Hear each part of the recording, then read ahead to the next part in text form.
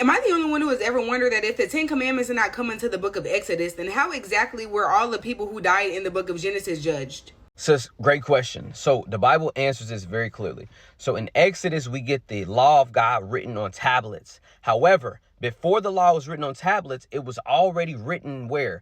In our conscience. We knew it was wrong because we were created in the image of God. That's why the eternal law of God, which is inside of the Ten Commandments, was already within us because God created us knowing right or wrong.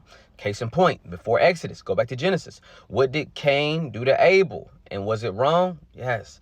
Because God said, yo, I'm holding you account to a conscience I already gave you. You knew that wasn't right. Everything that God tells us not to do has natural consequences to prove to you it ain't right.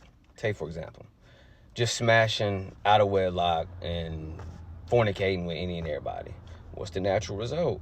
We got STDs, we got baby mama, baby daddy drama, we got deadbeats, we got, man, just the overwhelming reality of so many people who have daddy and mommy issues because they don't have two parents in one home that have been committed to one another, and then their beef and trauma affects the kids.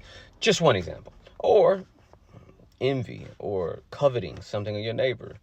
What do we see the result?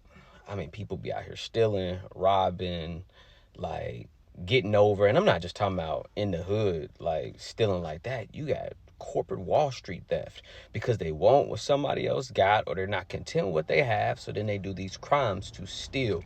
And then we end up hurting the poor, and only the rich get richer. Or to take blasphemy of God. We become our own gods because we don't acknowledge him as God, and we don't worship him as the one true God.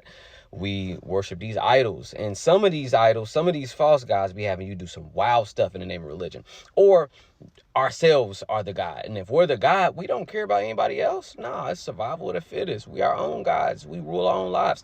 I just want you to know, you don't have to believe that Jesus is true and right and real to have the reality of him being true, right, and real in your life. It's there in nature because he created you and he created this world. Hit the follow. Let's talk about it.